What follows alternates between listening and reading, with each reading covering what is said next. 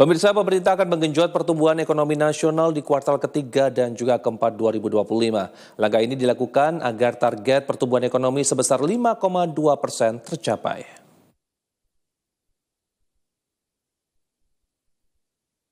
Di tengah ketidakpastian ekonomi global dan meningkatnya potensi perang dagang, pemerintah optimis target pertumbuhan ekonomi nasional sebesar 5,2% akan tercapai. Menteri Koordinator Perekonomian Airlangga Hartarto menyebut pemerintah telah menyiapkan sejumlah langkah strategis untuk mendongkrak ekonomi nasional di paruh kedua tahun ini. Hal ini dilakukan usai pertumbuhan ekonomi di 2 kuartal sebelumnya jauh dari harapan yang hanya sekitar 4,8%.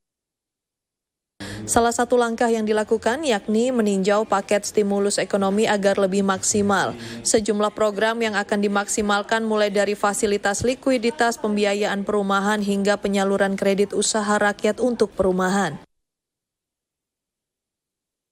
Pembangunan FLPP misalnya 350.000 rumah plus KUR untuk perumahan yang 450.000 itu kan akan mengungkit bidang konstruksi.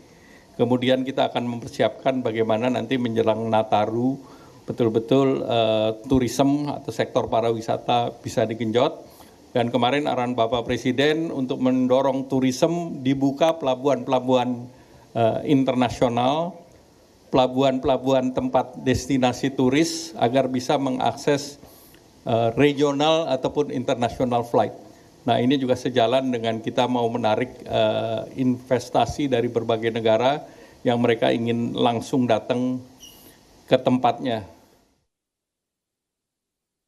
Sebelumnya, Bank Dunia memprediksi pertumbuhan ekonomi Indonesia pada tahun ini hanya sekitar 4,7% untuk 2025.